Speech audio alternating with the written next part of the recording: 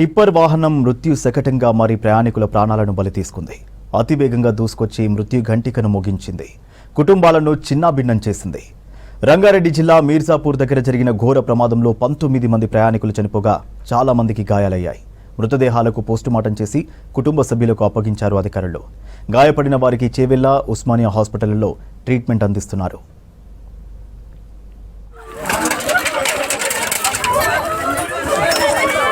రంగారెడ్డి జిల్లా చేవెళ్ల మండలం మీర్జాగూడ గ్రామంలో ఖానాపూర్ గేటు దగ్గర జరిగిన బస్సు ప్రమాదం ఎన్నో కుటుంబాల్లో తీవ్ర విషాదాన్ని నింపింది. తెల్లవారుజామునే టిప్పర్ రూపంలో మృత్యువు దూసుకొచ్చి 19 మందిని బలి తీసుకుంది. 18 మంది తెలంగాణ వాసులు, ఒకరు గుల్బర్గా వ్యక్తి అక్కడికక్కడే ప్రాణాలు వదిలారు. వారిలో 3 అక్కా చెల్లెళ్లు, భార్యాభర్తలు, తల్లి, 2 నెలల పాప ఉన్నారు. భయానక హృదయ విదారక దృశ్యాలు, బాధితుల రోదనలతో ఘటనా స్థలం దద్దరిల్లింది.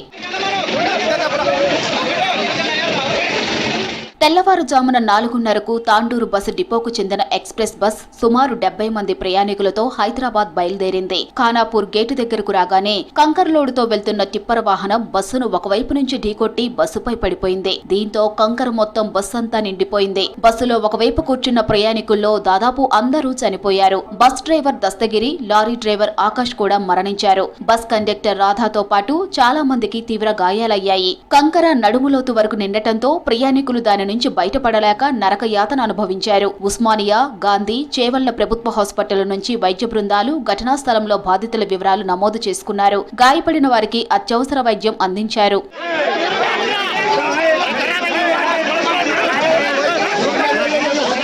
స్థానికులు, పోలీసులు, ఫైర్ సిబ్బంది, అధికారులు ఘటనా స్థలంలో సహాయక చర్యలు చేపట్టారు. జేసీబీతో బస్తో ఉన్న టిప్పర్ను, కంకరను తొలగించి మృతదేహాలను బయటకు తీసుకొచ్చారు. గాయపడిన వారికి హాస్పిటల్ తరలించారు. ఈ క్రమంలోనే చేవెళ్ల సీఐ భూపాల్ శ్రీధర్ కు తీవ్ర గాయాలయ్యాయి. మృతదేహాలు బయటకు తీస్తూ ఉండగా సీఐ కాలుపై నుంచి వెళ్లింది జేసీబీ. దీంతో కాలుకు తీవ్ర గాయాలయ్యాయి. సీఐను చేవెళ్ల హాస్పిటల్ కు తరలించారు పోలీసులు. Law and order additional DGP Mahesh Bhagwat, Cyberabad CP Avinash Mohanty, fire DG Vikram Maan Singh, జిల్లా కలెక్టర్ ఘటనా స్థలంలో సహాయక చర్యలను పరిశీలించారు. గాయపడిన ప్రయాణికులకు పీఎంఆర్, ఉస్మానియా, గాంధీ హాస్పిటల్లో ట్రీట్మెంట్ అందిస్తున్నారు.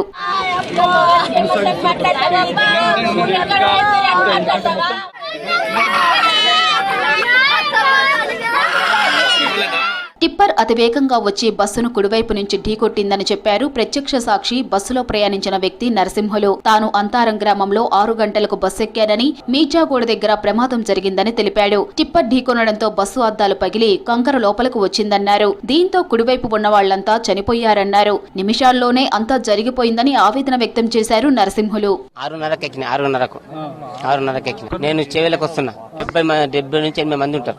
నేను కండక్టర్ పక్కన నిలబడ్డా. 5-6 మంది వచ్చాం అంతే. 5-6 మంది వచ్చినాం. ఆ పెంక గాజులైన మొత్తం బస్సులకు వచ్చేసినాయి. ఉతకపోయినాయి, నాకు కూడా ఉతకపోయినాయి. మొత్తం ఇదంతా ఇందాకొచ్చింది ఇదంతా మొత్తం ఇదంతా మొత్తం అది చేసి వచ్చేసింది. ఇట్లా కంకర బస్సులకు వచ్చేసింది మొత్తం. ఇక బస్సులో ప్యాక్ అయింది మొత్తం. ప్రమాదంలో చనిపోయిన వారి మృతదేహాలకు చేవెళ్ల, ఉస్మానియా హాస్పిటల్లో పోస్టుమార్టం నిర్వహించారు అధికారులు. కుటుంబ సభ్యులకు మృతదేహాలను అప్పగించారు. టిప్పర్ డ్రైవర్ ఆకాష్ మృతదేహాన్ని నాందేడుకు పంపించారు. ప్రమాద బాధితులకు అండగా ఉంటామని తెలిపింది ప్రభుత్వం. మృతులకు 7 లక్షల ఎక్స్గ్రేషియా ప్రకటించింది. గాయపడిన వారికి 2 లక్షలు ఇవ్వనుంది. ఈ ప్రమాదంలో కండక్టర్ రాధా ఫిర్యాదుతో టిప్పర్ డ్రైవర్ ఆకాష్ పై కేసు నమోదు చేశారు పోలీసులు.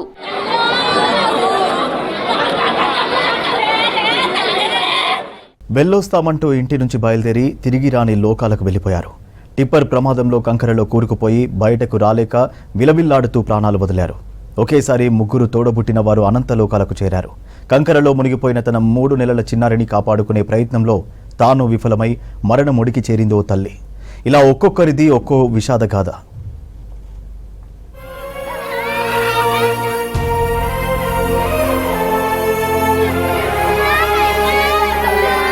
మీర్జాగూడ ప్రమాదం ఎన్నో కుటుంబాల్లో అంతులేని విషాదాన్ని నింపింది. తల్లిదండ్రులకు కడుపుకోత మిగిల్చింది. పిల్లలను అనాథలను చేసింది. అయిన వాళ్లను కోల్పోయి బాధితులు గుండెల విసిలా రోధిస్తున్నారు. ఈ ప్రమాదంలో చనిపోయిన 19 మంది మృతులది ఒక్కొక్కరిది ఒక్కో గాథ. కాలేజీకి వెళ్లేందుకు బయలుదేరిన అక్కా చెల్లెళ్లు, హాస్పిటల్లో చూయించుకునేందుకు బస్సెక్కిన తండ్రి కొడుకులు, ఇలా ఒక్కొక్క మృతుడి వివరాలు కంటతడి పెట్టిస్తున్నాయి.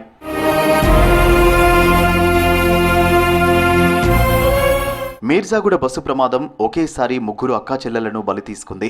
కాలేజీకి వెళ్దామని బయలుదేరిన ఆ ముగ్గురు అక్కాచెల్లెలను టిప్పర్ రూపంలో మృత్యువు వెంటాడింది. వికారాబాద్ జిల్లా యాలాల మండలం పెరకంపల్లి గ్రామానికి చెందిన తనుష, సాయిప్రియ, నందిని హైదరాబాద్లో చదువుకుంటున్నారు. ఇద్దరు కోటి ఉమెన్స్ కాలేజీలో డిగ్రీ చదువుతుండగా మరో కుమార్తె వేరే కాలేజీలో ఎంబీఏ చేస్తుంది. గత నెల 15న వీరు ఓ పెళ్లి కోసం ఊరెళ్లారు. అయితే ఇవాళ తిరిగి వస్తుండగా ప్రమాదంలో ప్రాణాలు కోల్పోయారు. ఉదయం వారి తండ్రి ఎల్లయ్య గౌడ్ ముగ్గురిని బస్సెక్కించారు. బయలుదేరిన కాసేపటికే వారు మృత్యు ఓడికి చేరుకున్నారు.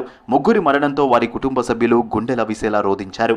ముగ్గురు బిడ్డలను కోల్పోయి వారి తల్లిదండ్రులు, అక్కలను కోల్పోయి వాళ్ళ తమ్ముడు ఒంటరిదాన్ని అయ్యానంటూ వారి అక్క రోదించడం ప్రతి ఒక్కరిని కలిచివేసింది. ఏం చేసాడు Hyderabad? Degree final year, degree first year. ఇప్పుడు అందరు కలిసి పోతుండ్రు. ఇప్పుడు ఎగ్జామ్స్ ఉన్నాయి. వచ్చారైతే జీతం 16,000. ఇప్పుడు షాప్స్ అంతా దాన్ని చెప్పి ఎక్కించానన్నా వాళ్ళందరూ ఇట్లా పూజ మీద పెట్టి డాడీ భయపడ్డ కొట్టిన దొరకపోతాం. డాడీ కష్టంగా భయపడకు డాడీ, మేము వచ్చిన దొరకపోతాం అందరినీ. తమ్ముని ఎగ్జామ్ అయిపోతుందా అయిపోయినా ఉంటుంది అని చెప్పారు ఇద్దరు. చేవెళ్ల ఆర్టీసీ బస్సు ప్రమాదంతో ఇద్దరు చిన్నారులు అనాథలయ్యారు. ప్రమాదంలో యాలాలు మండలం హాజీపూర్కు చెందిన భార్యాభర్తలు బందప్ప, లక్ష్మి మృతి చెందారు. దీంతో వారి పిల్లలు భవానీ, శివలీల అనాథలయ్యారు. ఘటనా స్థలిలో నిర్జీవంగా పడి ఉన్న తమ తల్లిదండ్రులను చూసుకుంటూ కన్నీరు మున్నీరుగా విలపించారు చిన్నారులు. ఇప్పుడు తమను ఎవరు చూసుకుంటారు అంటూ గుండెలు పగిలేలా రోదించారు. వారిని ఓదార్చడం ఎవరితరం కాలేదు.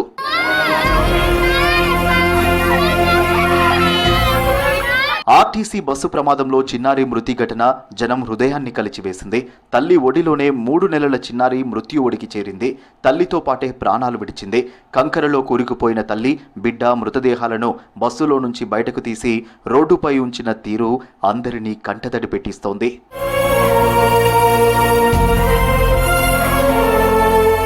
ఈ ప్రమాదంలో కొడుకు కళ్ల ముందే కన్న తండ్రి మృతి చెందాడు. కొడుకుకు చెవి నొప్పి రావడంతో చికిత్స కోసం హాస్పిటల్లో చూయించేందుకు బస్సులో బయలుదేరాడు తండ్రి అశోక్. మీర్జాగూడ దగ్గర ప్రమాదం జరిగి కొడుకు కళ్ల ముందే అశోక్ ప్రాణాలు విడిచాడు. తండ్రిని కోల్పోయి గుండె లవిసేలా రోదించాడు అశోక్ కొడుకు.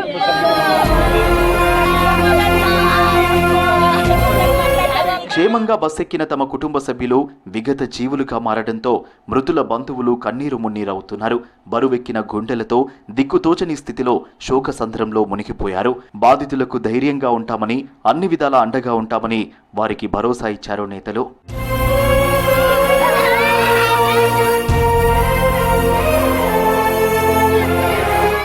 10 ఏళ్లు రాష్ట్రాన్ని పాలించిన కేసీఆర్ కృష్ణానదిపై పెండింగ్ ప్రాజెక్టులను పట్టించుకోలేదన్నారు సీఎం రేవంత్ రెడ్డి. దీంతో నల్గొండ, పాలమూరు జిల్లాలకు తీరని ద్రోహం చేశారని విమర్శించారు. ఎస్ఎల్బీసీ పూర్తి చేస్తామని, నల్గొండకు నీళ్లు ఇస్తామని చెప్పారు. ఎన్ని అడ్డంకులు వచ్చినా ఎస్ఎల్బీసీ ఆగదన్నారు. గ్రీన్ ఛానల్ కింద నిధులు ఇస్తామని చెప్పారు. ఎస్ఎల్బీసీ టన్నెల్ను పరిశీలించిన రేవంత్ మ్యాగ్నెటిక్ జియోఫిజికల్ సర్వేను పరిశీలించారు.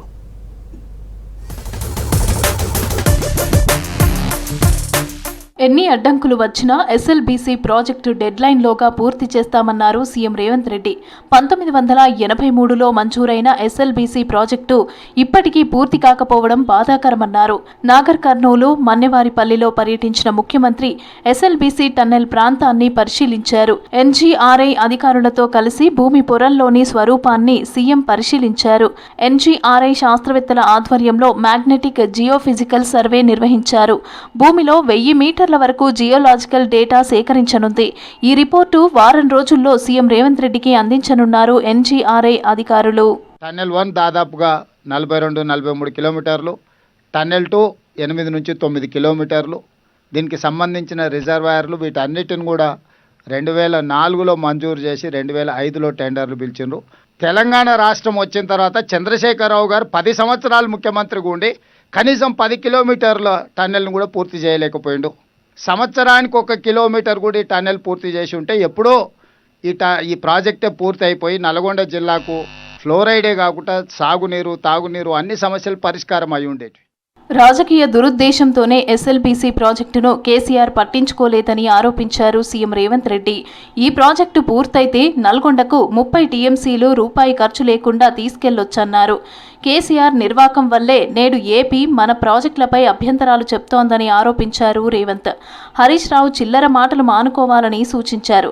ఎస్ఎల్బీసీ ప్రాజెక్టు ఇప్పుడు పూర్తి కాకపోతే మరెప్పుడూ పూర్తి కాదని అన్నారు ముఖ్యమంత్రి.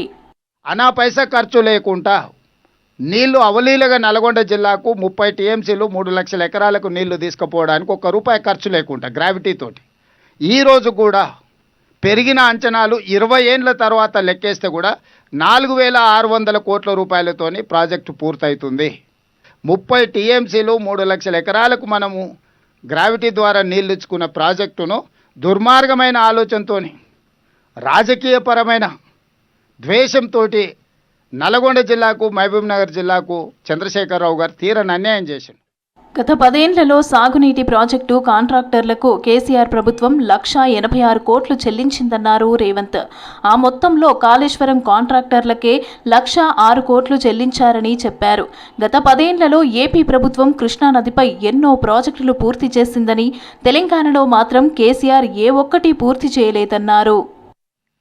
మీరు తప్పులకు పాల్పడ్డారు, మీరు అప్పుల పాలు చేసిరు, తెలంగాణలో దోపిడీకి పాల్పడ్డారు కాబట్టి ప్రజలు తీసి పక్కన కూర్చోబెట్టిండ్రు. ఇప్పుడైనా కనీసం వారు నల్గొండ జిల్లాకు ప్రాతినిధ్యం వహిస్తూ నేను మహబూబ్నగర్ జిల్లాకు ముఖ్యమంత్రిగా నేను, సాగునీటి పారుదల శాఖ మంత్రిగా వారు, కోమటిరెడ్డి గారు ఉండి మా జీవితకాలం తరతరాలుగా మాకు ఉపయోగపడే ప్రాజెక్టును మేము పూర్తి చేయకపోతే ఈ ప్రాంత ప్రజలు మమ్మల్ని క్షమిస్తారా? కాబట్టి వాళ్ళు ఎలాంటి చిల్లర మల్లర మాటలు మాట్లాడి ఏం ఆరోపణలు చేసినా నిలబడి ఎదుర్కోదలుచుకున్నాము. ఎస్ఎల్బీసీని పూర్తి చేసేందుకు చిత్తశుద్ధిగా ఉన్నామన్నారు మంత్రి ఉత్తమ్ కుమార్ రెడ్డి. టన్నెల్ తవ్వకాల్లో నిపుణుల బృందం సలహాలు తీసుకుంటున్నామని చెప్పారు. ఇప్పటికే సరిహద్దుల్లో కీలకమైన టన్నెల్ తవ్విన బృందాన్ని సంప్రదించామని చెప్పారు. జనరల్ హర్పాల్ సింగ్ను ప్రభుత్వానికి సలహాదారునిగా చూశామని చెప్పారు. టనల్ కొలాప్స్ అయిపోయినప్పుడు మేము ఏమనుకున్నామంటే ముఖ్యమంత్రి గారు మేము ఆలోచన చేసి భారతదేశంలోనే ఈ టనలింగ్ మెథడ్స్లో ఎవరు ఎక్కువ నైపుణ్యం ఉన్నవాళ్ళు, సరే ఇండియన్ ఆర్మీ బార్డర్లో చాలా టనల్స్ తవ్వుతారు, చాలా క్లిష్టమైన పరిస్థితుల్లో వాళ్ళు టనల్స్ తవ్వడం జరుగుతుంది. వాళ్ళ అనుభవం దృష్టిలో పెట్టుకొని భారత సైన్యానికి ఇంజనీర్ ఇన్ చీఫ్ అయిన జనరల్ హర్పాల్ సింగ్ వారిని ప్రభుత్వానికి సలహాదారుగా తీసుకున్నాం. కమిషన్ల కోసం బీఆర్ఎస్ నేతలు కాళేశ్వరం కట్టారు. అది 3 ఏండ్లకే కూలిందన్నారు మంత్రి కోమటిరెడ్డి వెంకట్రెడ్డి. కమిషన్లు రావనే ఎస్ఎల్బీసీ జోలికి రాలేదని ఆరోపించారు. ప్రభుత్వంపై బురద చల్లేందుకు బీఆర్ఎస్ నేతలు ప్రయత్నిస్తున్నారని అన్నారు. ప్రజలకు మేలు జరిగేలాగా కాంగ్రెస్ సర్కార్ వినూత్న నిర్ణయాలతో ముందుకెళ్తుందన్నారు కోమటిరెడ్డి. గౌరవ ముఖ్యమంత్రి గారే ఆయన పిసిసి ప్రెసిడెంట్గా, అంతకుముందు ప్రతిపక్ష నాయకునిగా మేము మాట్లాడేది కానీ అతనికి సొంతంగా దీని మీద ఉన్న నల్గొండ జిల్లా ఫ్లోరైడ్ సమస్య వారికి తెలుసు కాబట్టి వారు వెంటనే ఎంత ఖర్చైనా సరే ఈ ప్రాజెక్టు పూర్తి చేయాలని చెప్పి ఇరిగేషన్ శాఖ మంత్రి గారికి మాకు చెప్పి ఈరోజు ఇక్కడ 18 మీటర్ల పని కూడా ఇటు సైడ్కి వెళ్ళి టనల్ వరకెళ్ళి స్టార్ట్ అయింది. ఎస్ఎల్బీసీని పూర్తి చేసేందుకు కాంగ్రెస్ సర్కార్ పూర్తి స్థాయిలో శ్రద్ధ పెట్టిందన్నారు నేతలు. ప్రజలకు మేలు చేసే ప్రాజెక్టులను సకాలంలో పూర్తి చేసేందుకు చర్యలు తీసుకుంటామన్నారు. రైతుల సంక్షేమమే తమ సర్కారు లక్ష్యమన్నారు మంత్రులు, కాంగ్రెస్ నేతలు. తేమ శాతం 20 వరకు ఉన్న పత్తిని కూడా సీసీఐ కొనుగోలు చేయాలని సీసీఐకి లేఖలో విజ్ఞప్తి చేశారు. జూబ్లీహిల్స్ అసెంబ్లీ సెగ్మెంట్ అభివృద్ధికి కాంగ్రెస్ కట్టుబడి ఉందన్నారు మంత్రులు. జూబ్లీహిల్స్లో కాంగ్రెస్ గెలుపు ఖాయమైందన్నారు. మెజారిటీ కోసమే కష్టపడాలని పిలుపునిచ్చారు హస్తం నేతలు.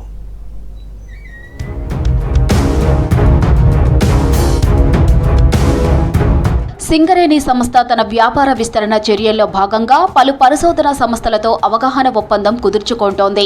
నాగపూర్ కేంద్రంగా పనిచేస్తున్న కేంద్ర గనుల శాఖ అనుబంధ స్వతంత్ర పరిశోధనా సంస్థ అయిన Jawaharlal Nehru aluminium research development and design సెంటర్తో కీలక ఒప్పందం చేసుకుంది.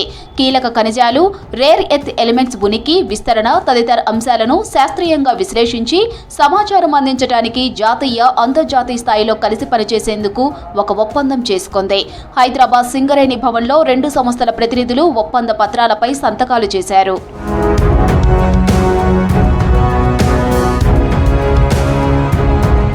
పత్తి కొనుగోళ్లు, మద్దతు ధర, సీసీఐ నిబంధనల ప్రభావంపై కేంద్ర టెక్స్టైల్ శాఖ మంత్రి గిరిరాజ్ సింగ్ సీసీఐ సీఎండీ లలిత్ కుమార్ గుప్తాకు లేఖ రాశారు మంత్రి తుమ్మల నాగేశ్వరరావు.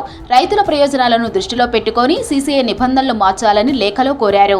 ఎకరాకు 7 క్వింటాల పత్తి మాత్రమే కొనాలని సీసీఐ నిబంధన ఉందని, ఎకరాకు 11.74 క్వింటాల పత్తి దిగుబడి వస్తోందని అధికారులు నివేదిక ఇచ్చారని తెలిపారు. సీసీఐ 7 క్వింటాలు మాత్రమే కొంటే రైతులు నష్టపోయే ప్రమాదం ఉందన్నారు. ఈ ఏడాది అధిక వర్షాలతో ఇప్పటికే రైతులు చాలా నష్టపోయారన్నారు మంత్రి. తేమ శాతం 20 వరకు ఉన్న పత్తిని కూడా సీసీఐ కొనుగోలు చేయాలని లేఖలో విజ్ఞప్తి చేశారు తుమ్మల.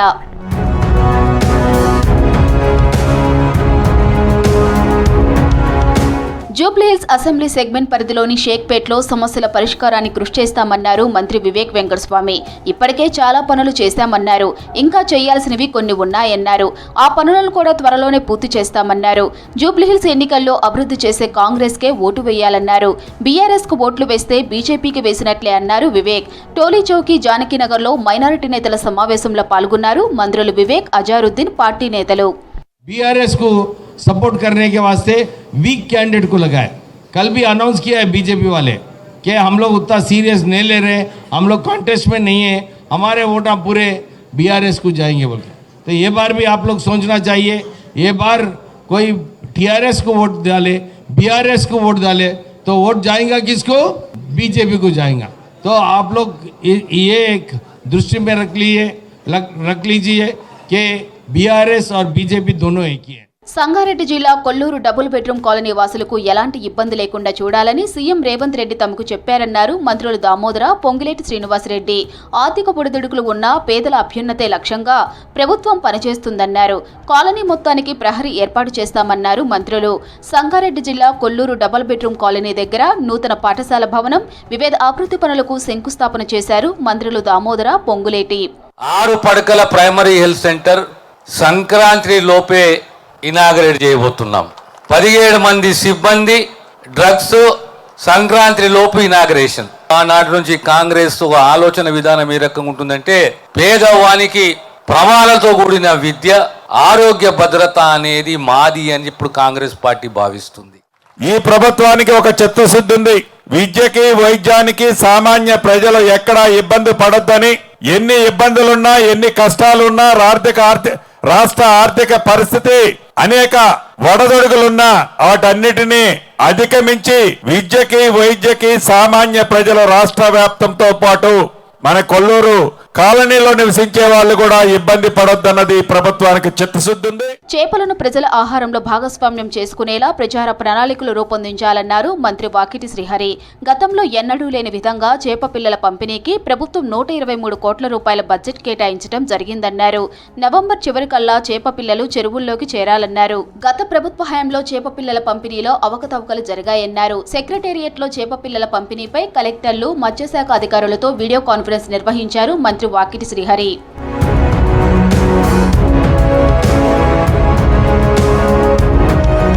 బీఆర్ఎస్ సోషల్ మీడియాని బీట్ చేయాలన్నారు party incharge Meenakshi Natarajan. Congress party social media contribution పెంచాలన్నారు. జూబ్లీహిల్స్ అసెంబ్లీ ఎన్నికల్లో కాంగ్రెస్ విజయం ఖాయమైందన్నారు పీసీసీ చీఫ్ మహేష్ కుమార్ గౌడ్.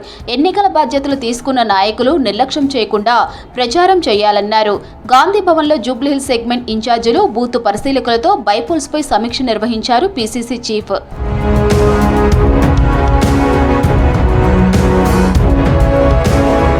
రైతుకు రక్షణగా ఉండటమే కాంగ్రెస్ ప్రభుత్వం మొదటి కర్తవ్యమన్నారు ప్రభుత్వ విప్ ఆది శ్రీనివాస్. దేశంలో ఒకేసారి రుణమాఫీ చేసిన ఘనత కాంగ్రెస్ పార్టీకే దక్కిందన్నారు. సన్న వడ్లు పండించిన రైతులకు 500 బోనస్ ఇస్తున్నామని చెప్పారు.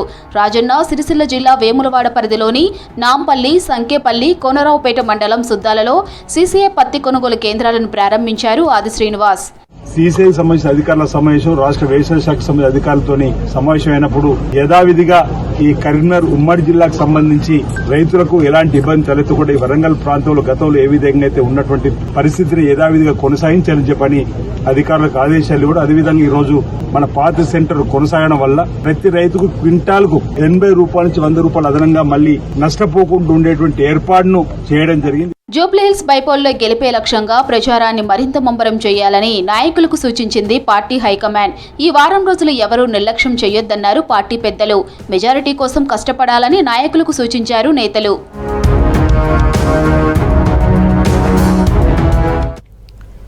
బీహార్లో అధికారమే లక్ష్యంగా మహాగఠబంధన్ నేతలు ప్రచారం ఉధృతం చేశారు. ఓట్ల కోసమే నితీష్ సర్కార్ మహిళల ఖాతాల్లో 10,000 జమ చేసిందని ఆరోపించారు.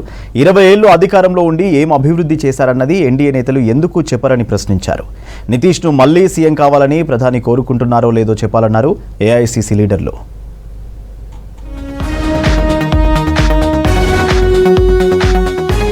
బీహార్లో ఫస్ట్ ఫేజ్ పోలింగ్ దగ్గర పడుతూ ఉండటంతో మహాగఠబంధన్ ప్రచారం మరింత ఉధృతం చేసింది. కాంగ్రెస్ పార్టీ అగ్రనేతలు, ఆర్జేడీ లీడర్లు రాష్ట్రమంతటా క్యాంపెయిన్ ముమ్మరం చేశారు. ఎల్ఓపీ రాహుల్ గాంధీ, ప్రియాంక గాంధీ సహా ఖర్గే విస్తృత ప్రచారం నిర్వహిస్తున్నారు.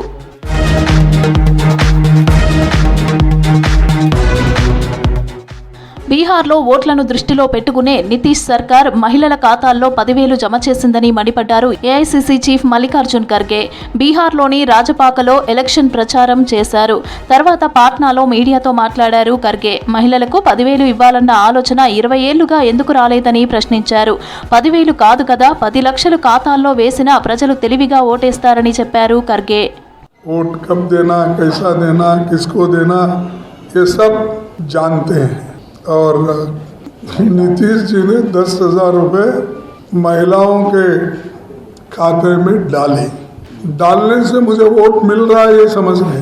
अरे भाई, बिहार के लोग कितने होशियार है. तुम 10,000 तो छोड़ो, 10 लाख भी डालेंगे तो वो सोच के वोट डालेंगे.